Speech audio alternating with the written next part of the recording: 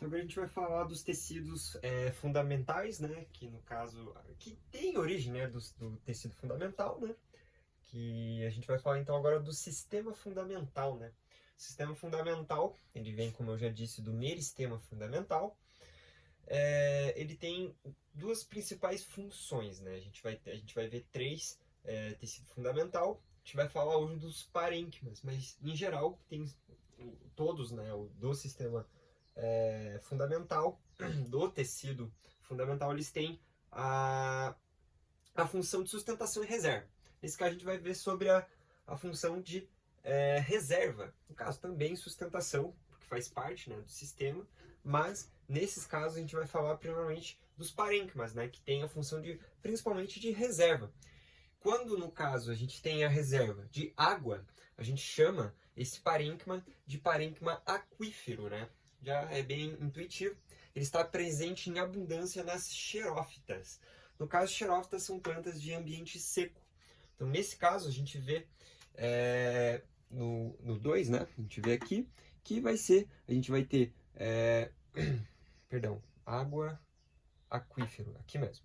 Então veja que ele tem várias reservas de água, né? A gente tem o parênquima clorofiliano por fora, né? Que faz a função de fotossíntese, e a gente vai ter o aquífero dentro, né? A gente vai ter grandes reservas de água. A gente percebe, no caso, que isso a gente vai ter principalmente nas xerófitas, como o cacto. O cacto, veja que ele é todo verde, então a gente tem todo o parênquima clorofiliano que a gente vai ver a seguir, e grandes reservas de água dentro dele, né, que são os parênquimas aquíferos. Quando a gente fala de reserva de amido, a gente fala sobre os parênquimas amilíferos, que no caso está presente nos caules, nas raízes, nos frutos e flores. Então veja que é uma grande presença nas gimnospermas. A gente também vai ter o parênquima clorofiliano, como eu disse anteriormente, tem a função de fotossíntese. Então, nesse caso, está presente nas áreas verdes da flor, né? Da flor não, do vegetal.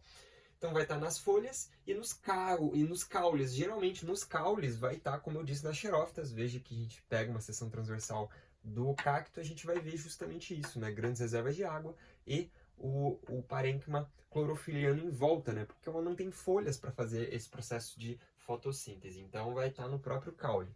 A gente vai ter, no caso, dois tipos. Dois tipos não. Duas formas de se enxergar, né? A gente faz uma seção transversal numa folha, a gente vê que são dois tipos de meristema clorofiliano, parênquima clorofiliano. A gente vai ter os palissádicos, veja que eles estão justapostos, né, essa parte de cima, e são células longas, então veja que é um sistema palissádico.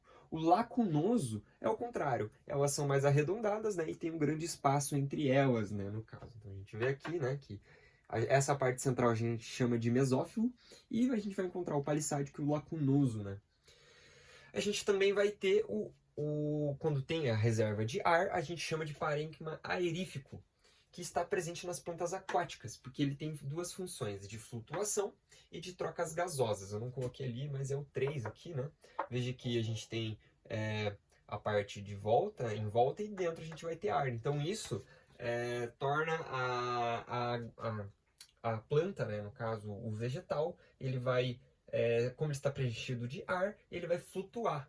E nessa flutuação ele também faz o seu deslocamento, e também existe a troca gasosa, né, o movimento e fluxo de ar e gases dentro do próprio vegetal.